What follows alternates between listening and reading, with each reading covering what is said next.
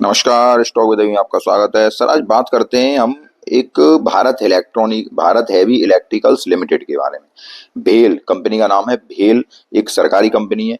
तो हम सारा कुछ चर्चा करेंगे, उसके फंडामेंटल चर्चा करेंगे, उसके टेक्निकल चर्चा करेंगे। अगर आप उस कंपनी को लेने का मन बना रहे हैं, अगर आप इन्वेस्ट करने का मन बना रहे हैं या आप पहले से इन्वेस्टेड हैं, तो आप वीडियो को पूरा देखिएगा। तो हम उसके टेक्निकल फंडामेंटल और कंपनी सारा कुछ क्या क्या काम करती है सारा कुछ बताने का प्रयास करेंगे। हाँ, अगर आपको वीडियो पसंद आए तो वीडियो को एक बार लाइक जरूर करें और जानकारी अगर समझ में आए तब ही निवेश करें। ठीक है सर, किसी भी कंपनी में, ये मैं पहले आपसे फिर बता रहा हूँ, अगर आप मेरे लगातार व्यूअर हैं तब भी, और अगर आप वीडियो को पहली बार देख रहे हैं तब भी, अगर आप किसी कंपनी में निवेश करना चाहते हैं तो उस कंपनी के बारे में पहले जरूर अध्ययन करें।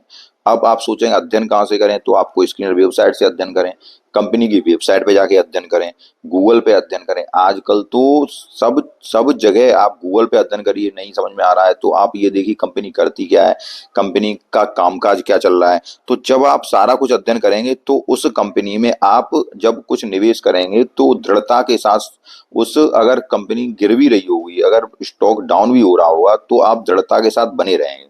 तो आपको मेरी बात अगर समझ में आई हो तो हम आगे चलते हैं कि सबसे पहले देखते हैं कि ये कंपनी करती क्या है। भारत हैवी इलेक्ट्रिकल्स लिमिटेड नाम है इसका। कंपनी करती क्या है वो सारा कुछ बताने का प्रयास करेंगे और उसके बाद इसके फंडामेंटल पे चलेंगे। तो सबसे पहले देखते हैं कंपनी करती क्या है। तो देखते हैं कि कंपनी करती क्या है। यहाँ आप विस्तार से पढ़ लेना, मैं केवल मुख्य मुख्य बातें ही बताऊंगा। उसके बाद उसके फंडामेंटल पे चलेंगे। अगर मैं सारी बातें बताऊंगा तो वीडियो काफी लेंथी हो जाएगा और उसको ना आप देखेंगे और आपके पास भी इतना टाइम नहीं होगा। तो मैं केवल मुख्य मुख्य बातें बताऊंगा, लेकिन आपको आपको जब निवेशित करना है या निवेश करना है तो वैसे तो मैं सारी कुछ बातें बता दूंगा इसमें, लेकिन तब भी आपको अगर कुछ जिज्ञासा है कुछ आगे जानने की तो आप जरूर जानकारी ले सकते हैं स्क्रीनर वेबसाइट से या गूगल के माध्यम से। अब सबसे पहले देखिए कंपनी करती क्या है। तो कंपनी करती है कि ये एक इंजीनियरिंग और डिजाइन कंपनी है जो कि बिजली उत्पादन, बिजली और पारेषण उद्योग, परिवहन, नवीनीकरण ऊर्जा, तेल एवं गैस एवं रक्षा, ठीक है, इन कामों में, उसके अलावा ये ईवी चार्जर जैसे क्षेत्रों में भी काम करती है।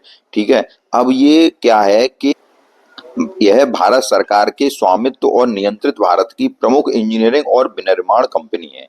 उसके बाद अगर देखें तो उसके बाद देखिए कि ये पावर सेगमेंट में क्या करती है। पावर सेक्टर सेगमेंट में कोयले के नए व्यवसाय के अलावा थर्मल गैस, पनबिजली और परमाणु ऊर्जा संयंत्र व्यवसाय, स्पेयर और सेवा व्यवसाय में शामिल है। उसके बाद अगर देखें तो ये देखिए, उसके बाद देखिए कंपनी के उत्पाद पोर्टफोलियो में देखिए अगर, तो ये स्टीम जनरेटर, सहायक वाल्व, कालिक blower, piping system, turbo generator, hydro power plant, औद्योगिक सेट, स्टीम टरबाइन आदि शामिल हैं। ये सब इसके उत्पाद पोर्टफोलियो में शामिल हैं। उसके अलावा अगर हम देखें तो ये कोयला आधारित पावर प्लांट, सौर ऊर्जा प्रणाली, परिवहन प्रणाली, औद्योगिक प्रणाली आदि भी प्रदान करता है। अब हम थोड़ा सा इसके हम आपको ऑर्डर बुक दिखाने का प्रयास करेंगे, क्योंकि जब हम किसी शेयर में इन्वेस्ट कर रहे हैं तो हमें भविष्य की संभावनाएं भी तलाशनी है कि स्टॉक में हम निवेशित कर रहे हैं तो हम 3 साल के लिए या 5 साल के लिए निवेशित हो रहे हैं। तो हमें ये भी देखना है कंपनी के पास किस प्रकार की ऑर्डर बुक है। तो अब देखिए कि वित्त वर्ष 25 की पहली तिमाही तक कंपनी के पास 1,35,000 करोड़ की रुपए की उत्कृष्ट ऑर्डर बुक है। ठीक है सर, तो ऑर्डर बुक कंपनी के पास अच्छी है।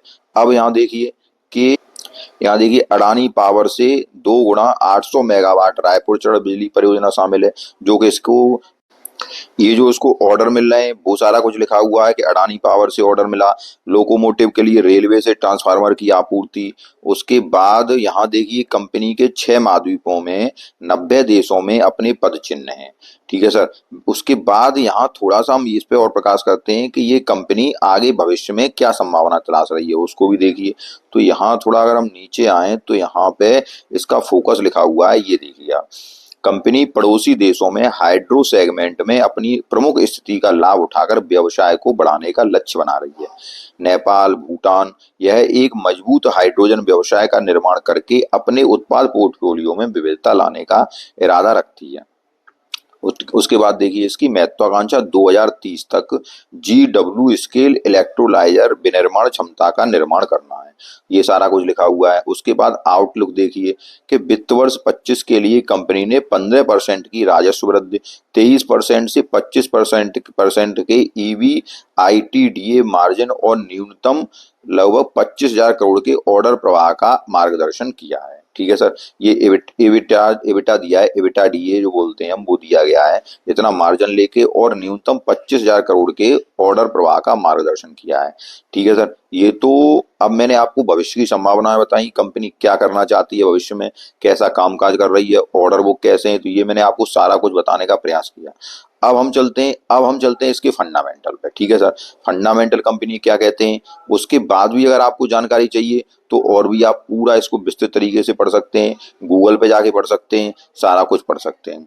ठीक है सर, अब मैं चलता हूँ इसके फंडामेंटल पे। यहाँ तक आपको समझ में आ गया कंपनी करती क्या है, कैसी ऑर्डर बुक है, क्या करना चाह रही है, सारा कुछ आपको समझ में आया हुआ। अब हम इसके फंडामेंटल पे चलते हैं, कंपनी के अभी तक के फंडामेंटल किस प्रकार के हैं।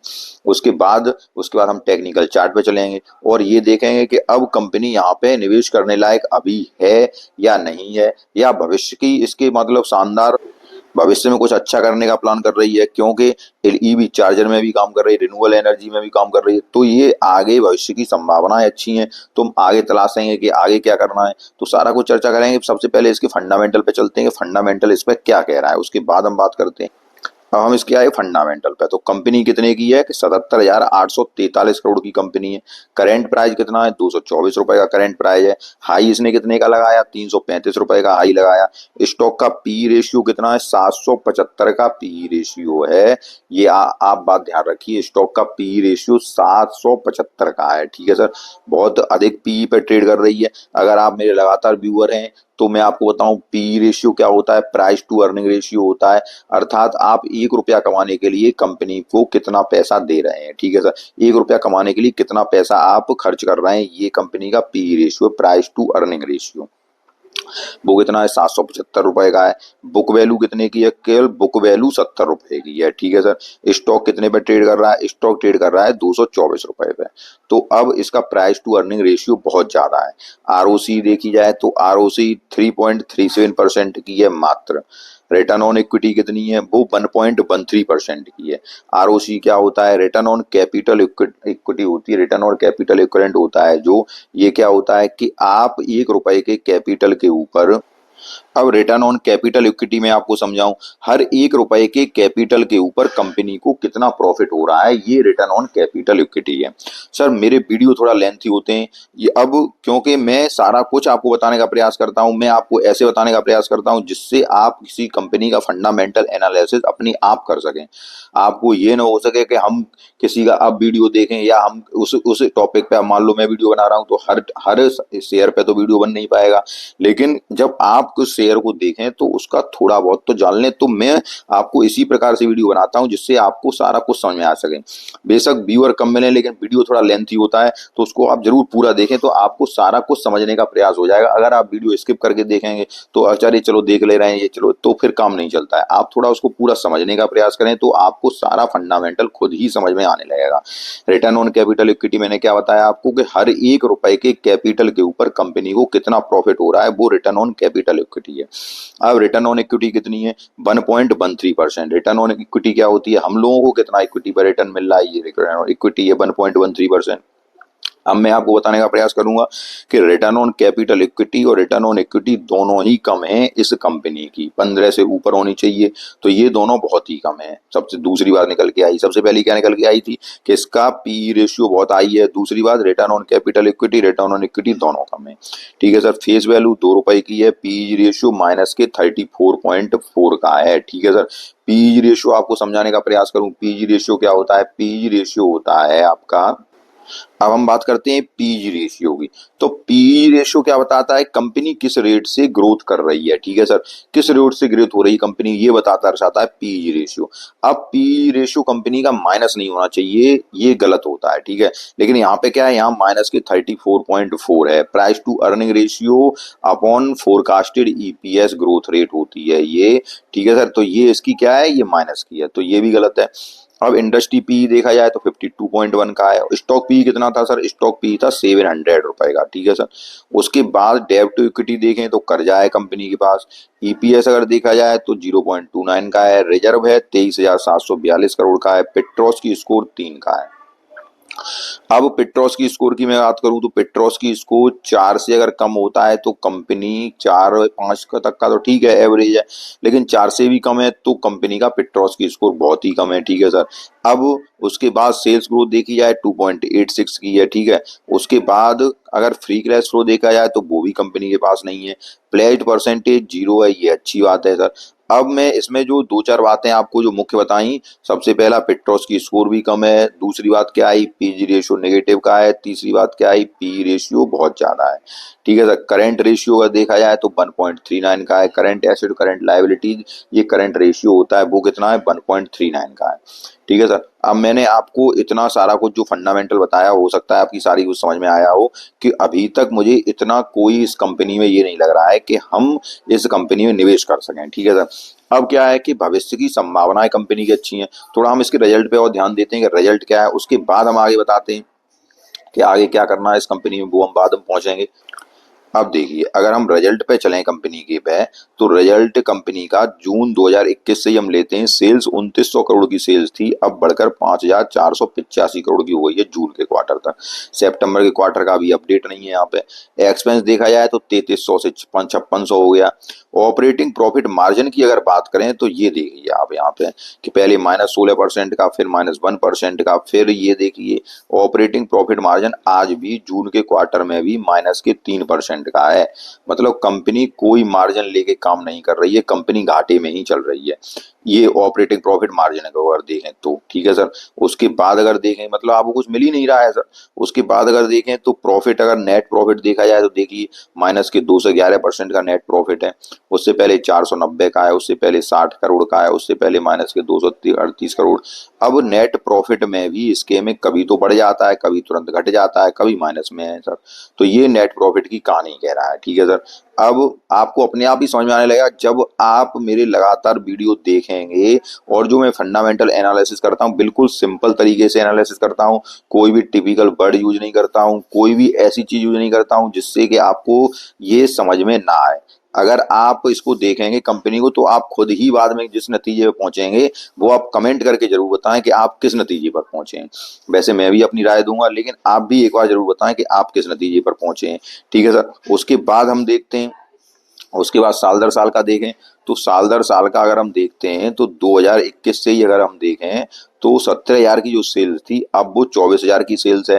खर्चा भी आपके उसी प्रकार। अब यहाँ मार्जिन अगर देखें, ऑपरेटिंग प्रॉफिट मार्जिन, तो साल दर साल में 2% पे काम कर रही है, ठीक है सर।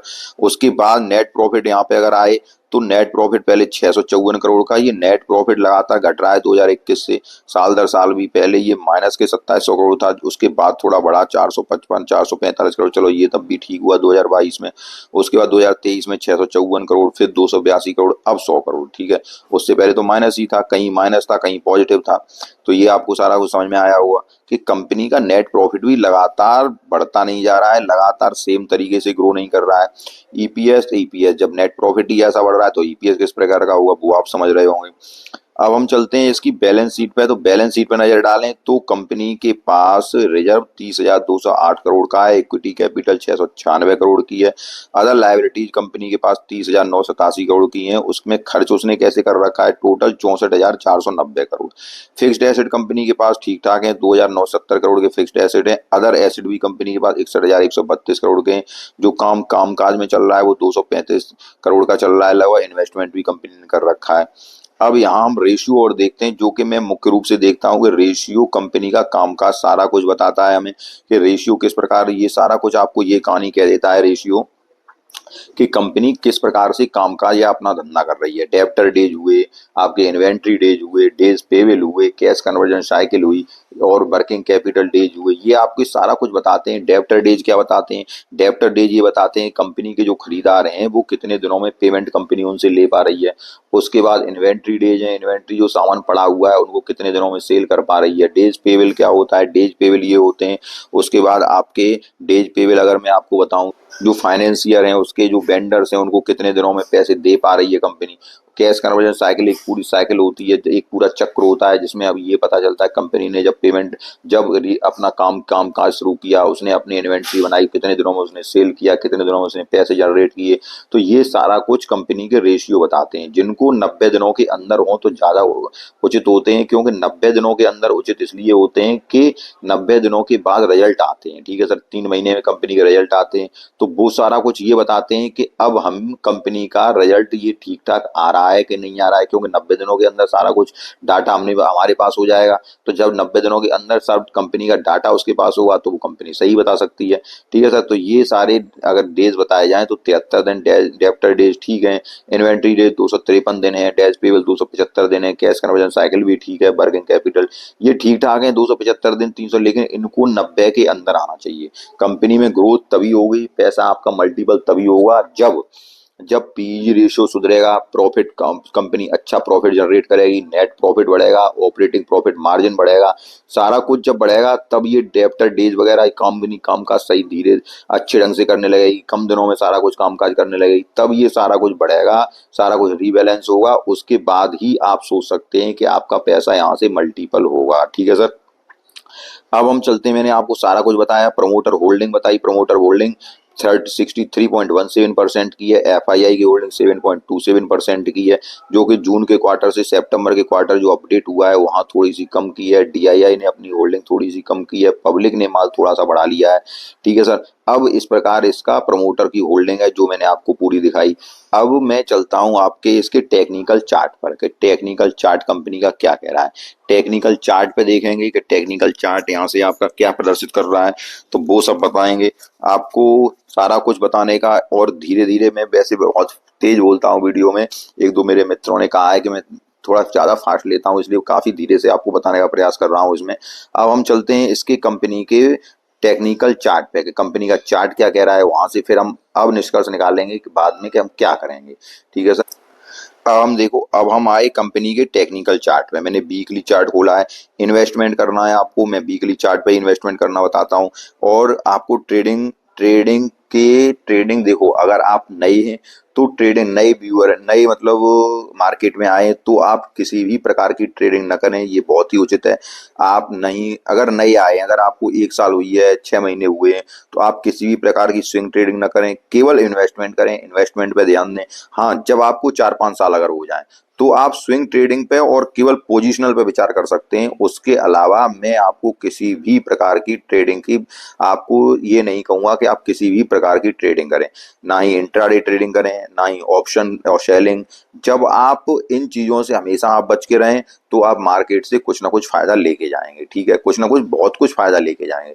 लेकिन अगर आप इंट्राडे, ऑप्शन और बायर ऑप्शन और ये क्या, ये जो होता है फ्यूचर ऑप्शन वगैरह, ये अगर आप इनके चक्करों में पड़ जाएंगे तो आप मार्केट से कुछ नहीं लेके जा पाएंगे, ये आप ध्यान रखें। अब हम चलते हैं इसकी, और हाँ, स्विंग ट्रेडिंग और पोजिशनल सेफ होता है, लेकिन कब, जब आप मार्केट में कम से कम 4-5 साल बिता चुके होते हैं। ठीक है सर, अब हम चलते हैं इसके टेक्निकल चार्ट की तरफ। तो चार्ट अगर देखें तो चार्ट कंपनी का देखिए, एक मैं आपको कुछ बताने का प्रयास करूं, थोड़ा लंबा चार्ट अगर करूं मैं, ये देखिए आप, ये इसका लंबा चार्ट है। ठीक है सर, चार्ट ये है इसका। अब ये चार्ट यहाँ पर कंपनी देखो, ये देखो आप, पहले यहाँ पे 2010 में हाई पे पहुंचा था कंपनी, और इस बार हाई पे कहाँ पहुंची है, इस बार हाई पे पहुंची है ये जुलाई 2024 में, मतलब 10 साल पहले, लगभग 14 साल बाद फिर उसी, लगभग, क्योंकि देखो उसी की जगह से गिरी है 342 के लगभग आसपास से, वहीं इसने रेजिस्टेंस फेस किया है, तो वहीं से कंपनी फिर नीचे आई है। ठीक है सर, अब स्टॉक प्राइस वहीं से जब रेजिस्टेंस को मान के नीचे आया है, अब ये स्टॉक प्राइस नीचे आके ये कहाँ रुका हुआ है, स्टॉक प्राइस रुका हुआ है अपने लगभग बेस पे रुका हुआ है, जो कि ये है इसका, कितना, लगभग 220 के लगभग है, तो हाँ वहीं रुका हुआ है, 220 के आसपास रुका हुआ है। ठीक है सर, अब देखते हैं कि ये जो रुका हुआ है 220 के आसपास, यहाँ से देखो मार्केट में अभी अनिश्चितता का माहौल है। ठीक है सर, जब तक कि गवर्नमेंट की तरफ से ऐसा कोई साइन नहीं आ जाएगा, ऐसी कोई पॉलिसी परिवर्तन नहीं हो, क्योंकि एफआईआई की सेलिंग लगातार जारी है, और सेलिंग हो के पैसा जो लग रहा है वो चाइना के मार्केट में लग रहा है, क्योंकि वहां की गवर्नमेंट ने ऐसे कुछ विदेशी निवेशकों को लुभाने के प्रयास किए हैं जिससे कि वहां, यहाँ का पैसा वहां पे डाइवर्ट हो रहा है। अब जब तक कि इंडियन पॉलिसी ऐसी नहीं बन जाती, इंडियन की गवर्नमेंट से ऐसा कुछ पॉलिसी नहीं बना दी जाती जिससे कि एफआईआई निवेशक यहाँ पे दोबारा निवेश कर सकें, तब तक मार्केट में उथल पुथल जारी ही रहेगी। हाँ, ऐसा हो सकता है कि मार्केट किसी दिन आपको लगे कि यहाँ से हाँ मार्केट रिकवर हो रहा है, लेकिन वो ऐसा नहीं होगा। जब तक कि कोई ऑफिशियल न्यूज नहीं आ जाती गवर्नमेंट की तरफ से, तब तक मार्केट ऐसा ही चलेगा। ठीक है सर। अब देखिए, अब इस गिरावट में अगर यहाँ देखते हैं तो अगर इस गिरावट में अगर आपको, अभी तो ये बेस पे है, लेकिन जब गिरावट होती है तो कोई भी बेस, कोई भी आपका सपोर्ट, कोई भी आपका रेजिस्टेंस, कोई भी सपोर्ट, कोई भी कुछ भी काम नहीं करता है, ये आप ध्यान रखिए। ठीक है सर। अगर गिरावट होती है, वैसे यहाँ से स्टॉक के नीचे जाने की संभावना कम नजर आ रही है, बेस पर है, लेकिन फिर भी अगर गिरावट होती है तो स्टॉक मुझे लग रहा है कि लगभग 100 की रेंज में आपको मिल सकता है। ये स्टॉक आपको दिखाई दे सकती है 200 की रेंज। ठीक है सर। अब क्या करना है आपको, अब कुछ निवेशक जो होंगे हमारे भाई बंद, वो आपके ऊपर की प्राइस से फंसे होंगे। लगभग किसी ने 300 रुपए का लिया होगा, क्योंकि क्योंकि जब सरकारी कंपनियां लगातार भाग रही थी तो ये भी भाग रही थी, भेल भी लगातार भाग रही थी। अब किसी ने ऊपर लिया होगा तो ऊपर फंसा होगा। देखो मेरी सर कोई भी बाई और शेल की रिकमेंडेशन नहीं है, मैंने आपको पूरे फंडामेंटल आपको इसके बताए, उसके बाद हम निष्कर्ष पर भी पहुंचेंगे। देखो अगर आपके पास है तो आप होल्ड करिए। ठीक है सर। अभी इसको बेस बनाने दीजिए कंपनी को, कि कहाँ पे ये देखना है कि कहाँ पे बेस बना रही है। अगर आपको निवेश करना है तो भविष्य की संभावनाओं की नजर में निवेश करना है, तो उसमें आपको ये देखना है कि कंपनी, देखिए कंपनी जो मैंने बताया आपको अच्छे क्षेत्रों में काम कर रही है। मेन रूप से अगर देखा जाए तो मैंने आपको ये बताया कि जो कंपनी शुरुआत में ही मैंने बताया था कि कंपनी एक बिजली उत्पादन में भी काम कर रही है और अच्छा एयर स्पेस, तेल, गैस, बैटरी ऊर्जा, ईवी चार्जर ऐसे क्षेत्रों में काम कर रही है। दूसरी क्या है कि ये भारत की सबसे बड़ी इंजीनियरिंग और विनिर्माण कंपनियों में से एक है। तीसरी क्या है कि ये कंपनी ने बेंगलोर की इकाई में भी लिथियम आयन कोशिकाओं के निर्माण के लिए भी एक अत्याधुनिक संयंत्र की स्थापना की है बेंगलोर में भी। तो कंपनी का कामकाज ठीक है, आप भविष्य को देखते हुए कंपनी में निवेश कर सकते हैं, लेकिन थोड़ी क्वांटिटी में निवेश कर सकते हैं। ज्यादा हैवी क्वांटिटी नहीं लेनी है कि आपको ये लग रहा हो कि 200 रुपए का शेयर है। और वो भी अब आपको क्या करना होगा, वो भी आपको ये करना होगा कि इस स्टॉक को लगातार आपको बाच करना होगा। बाच क्या करना होगा कि इसके लगातार आपको देखने होंगे और थोड़ा निवेश करना होगा। ठीक है सर। इसमें मैं बिल्कुल फंडामेंटल अभी इसके इस तरह के नहीं है जो कि आप इसमें हैवी बाइंग कर सकें, क्योंकि बड़ी कंपनी है। लेकिन हैवी बाइंग मैं इसलिए नहीं मना कर रहा हूं आपसे कि कंपनी के फंडामेंटल, क्योंकि आरओसी आरओई मुझे उतना बेहतरीन नहीं लगा, लेकिन कंपनी कामकाज ठीक ठाक कर रही है, अच्छे क्षेत्रों में कामकाज कर रही है और भविष्य कंपनी ने भविष्य में सोच रही है कि हम अच्छा प्रदर्शन करेंगे और उसके पास ऑर्डर बुक अच्छी है। तो इस वजह से ये लग रहा है कि अगर आप निवेशित रहना चाहते हैं, अगर आपको मन है कि हमें भेल शेयर ही लेना है, तो आप थोड़ा इन्वेस्ट कर सकते हैं, ज्यादा इन्वेस्ट नहीं करना है आपको। और उसके बाद भी जब ये सुधरता जाए, ठीक है सर, जैसे रिजल्ट इसके लगातार सुधरते जाएं, तब उस निवेश को आप बढ़ा सकते हैं। आपको थोड़ा ऊपर मिलेगा लेकिन आपके पैसे सेफ रहेंगे। तो आपको मेरी बात सारी समझ में आ रही होगी। अब इस चार्ट पे अगर हम देखें तो चार्ट अभी तो लगातार नीचे की ओर चल रहा है। यहाँ से अगर हम कहें तो यहाँ से रिवर्सल की संभावना है, यहाँ से रिवर्स कर सकता है, लेकिन अगर थोड़ा सा और नीचे आया तो ये आपको 200 की रेंज के आसपास मिल सकता है। अब अगर आपको निवेश करना है तो 200 की रेंज के आसपास आप निवेश करिए, वहां आपको मौका मिल सकता है। और ये स्टॉक 200 के बाद, क्योंकि ये स्टॉक जब इसमें तेजी आएगी, सारी कंपनियों में तेजी आएगी, तो इस स्टॉक में भी तेजी की गुंजाइश है।